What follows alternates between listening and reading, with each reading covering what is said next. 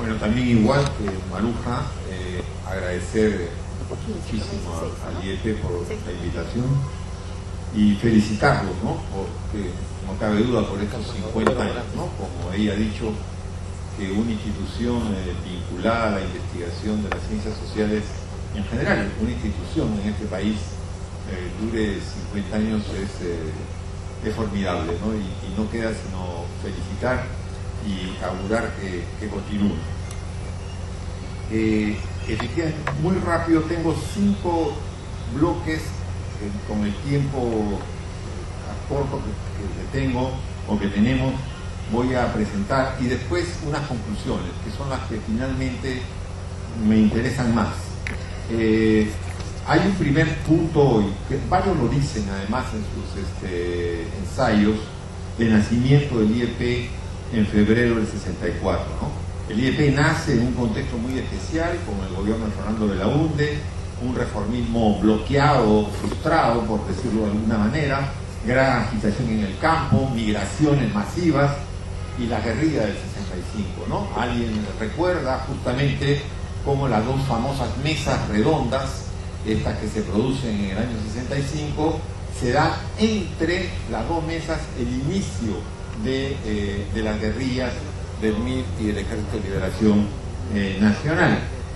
Y claramente Julio Kotler dice en su pequeño ensayo, que es uno de los que presenta el libro, que los que constituían este grupo tenían como expresa finalidad el cambio de las anacrónicas e injustas estructuras sociales. Entonces era no digo que había militancia, pero sí había una vocación muy fuerte vinculada al cambio, más aún con un grupo, como ha dicho Maruja, vinculado no todos, pero la mayoría, vinculado al movimiento social progresista, ¿no? Yo tengo, por ejemplo, un recuerdo, un paréntesis, el primer semanario político que yo leí fue Libertad, ¿no? Cuando estaba en el colegio.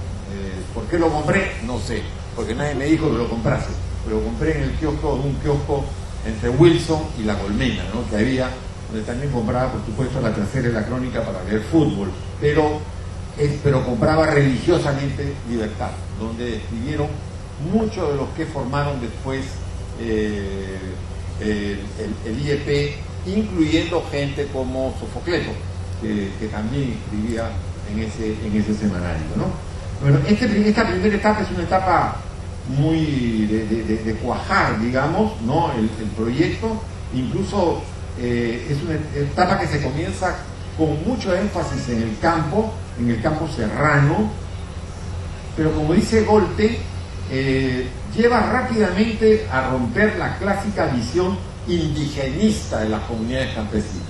O sea, era la visión de las comunidades campesinas homogéneas, sin diferencias. Al contrario, las primeras investigaciones que hace el IEP lleva a constatar que son heterogéneas, que hay mucha diferencia, que entre una y otra comunidad no puede ponerse a todas en un mismo saco.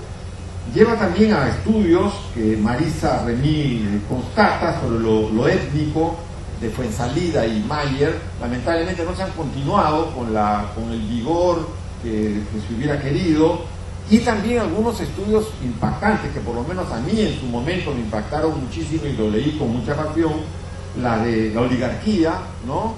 Tanto de Burricó como del propio Julio Kotler, y también los textos de Bravo Bressani, que no sé si los llega a publicar dentro del IEP o fuera del IEP, o sea, estos textos de Bravo Bressani sobre colonialismo interno, etcétera, y que fueron, digamos, textos originarios, fundacionales, por decir algunos textos de lo que va a ser posteriormente el IEP. Y también el IEP sienta sus bases económicas con la alianza que hacen con Cornell, con la Universidad de Cornell, ¿no es cierto? Y creo que eso le da el aire suficiente para que este instituto pueda partir y echar vuelo, ¿no?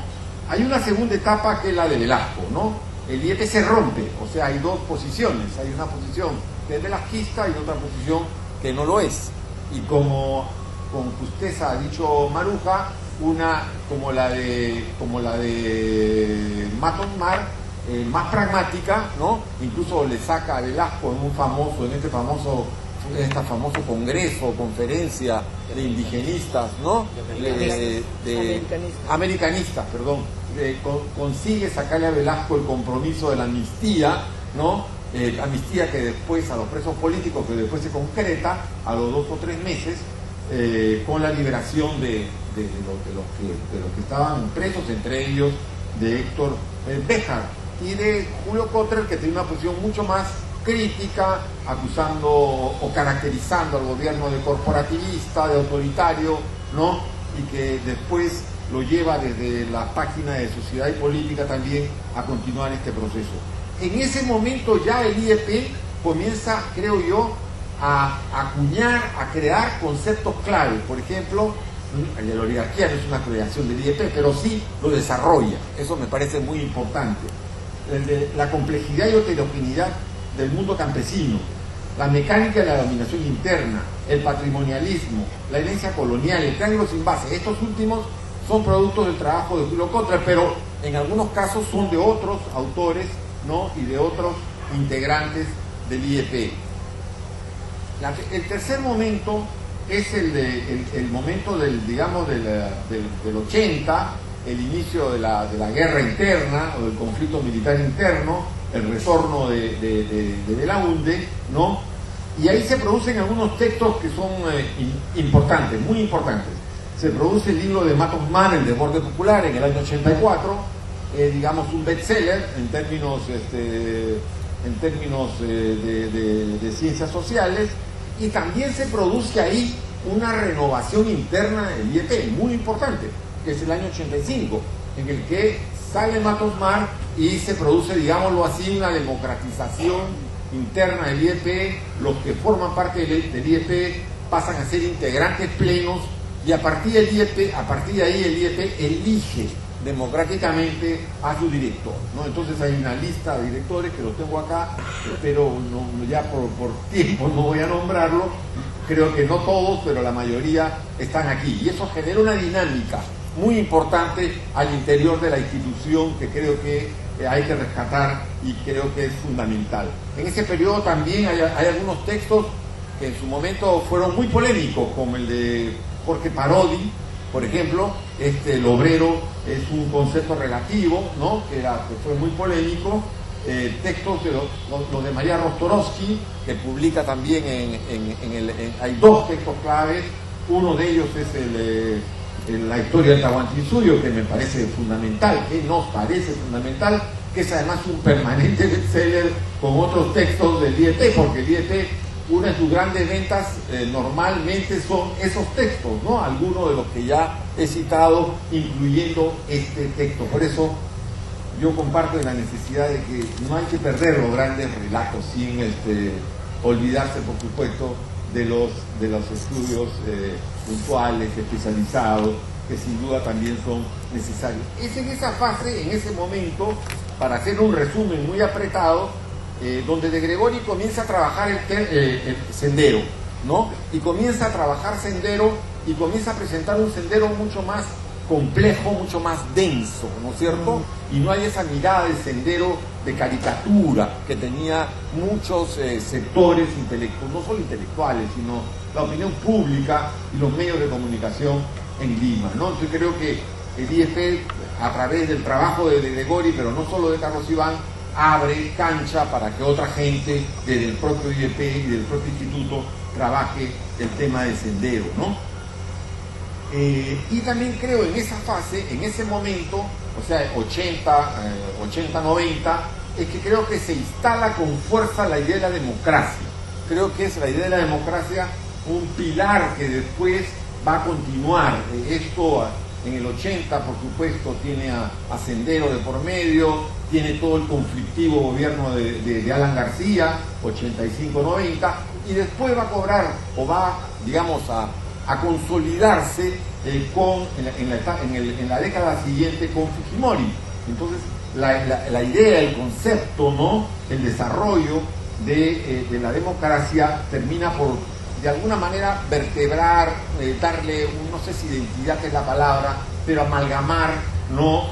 Un pensamiento en torno al cual también, creo, en torno al cual se desarrolla el IEP. Inmediatamente, además, no hay que olvidar que inmediatamente que se produce el fujimorismo y el fujimorismo gana, el IEP es uno de los primeros, si no el primero, que acuña el concepto de outsider, ¿no? Que me parece también muy importante.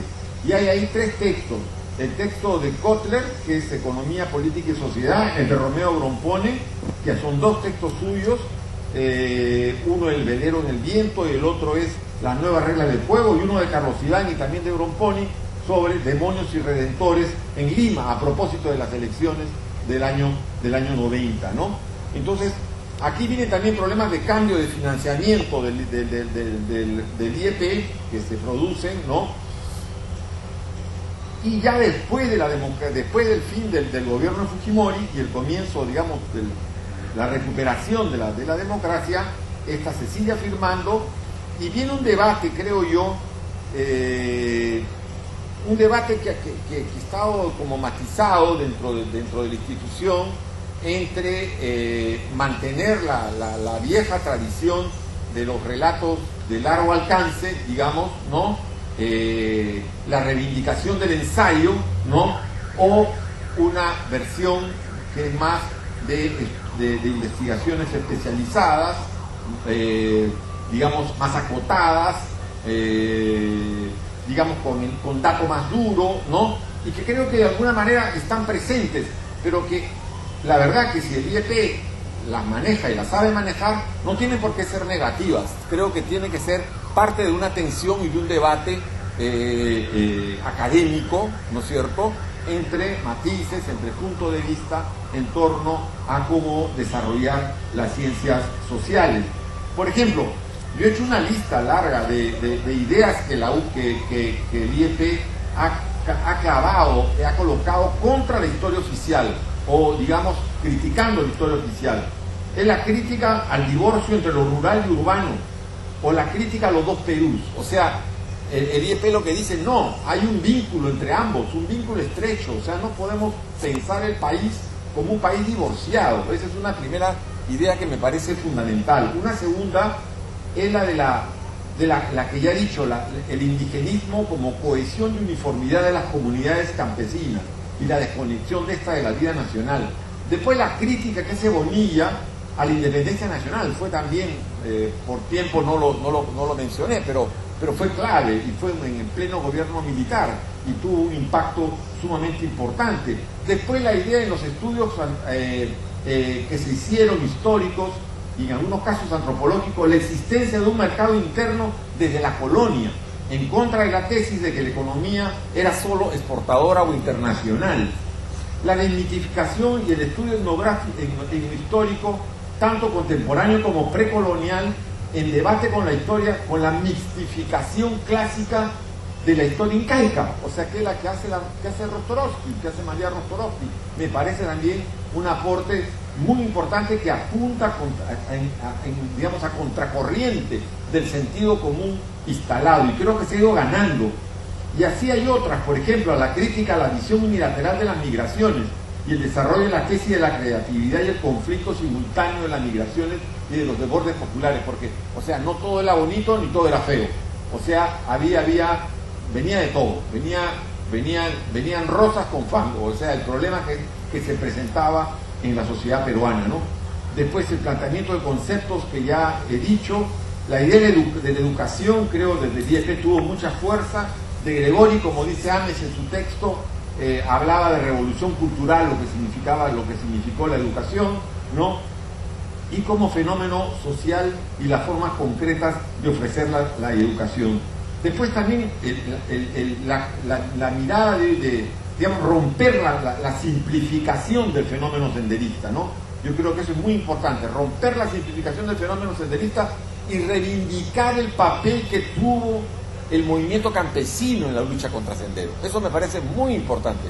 Y cómo el movimiento campesino en la lucha contra Sendero llegó a acuerdos y alianzas con los militares, ¿no es cierto? Y fueron claves esas alianzas y esos acuerdos con los militares para derrotar a Sendero y para quitarle el espacio y el terreno de maniobra. Y finalmente, el papel del campesinado también en la modernización del país, ¿no es cierto? O sea, no el campesinado como rémora, no el campesinado como problema, sino también como parte de la solución. Y concluyo, sé que me estoy pasando, decir 2 o 3 cosas como retos hacia adelante. La importancia de que trabajen, digamos, más rigurosamente los proyectos institucionales. Me parece fundamental. Creo que el IEP tiene que tener proyectos institucionales potentes, ¿no?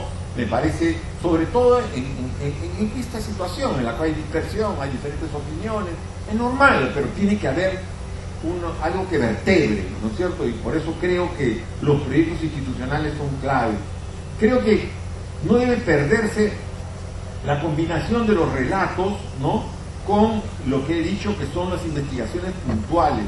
O sea, yo creo que ahí Víctor Vich tiene una frase muy aguda en el texto, dice: la literatura en determinadas circunstancias, cuando no lo hace las ciencias sociales, se esfuerza por desentrañar las sombras que las ciencias sociales no quiere meterse y no quiere descubrir.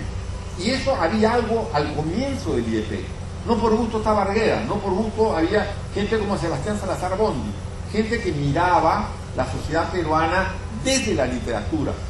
Entonces, claro, si querías ver en Todas las Sangres un tratado de ciencias sociales, no lo era, pero Todas las Sangres sí era una mirada del Perú que te permitía desentrañar aspectos del Perú que no te permitía necesariamente desentrañar un estudio de ciencias sociales.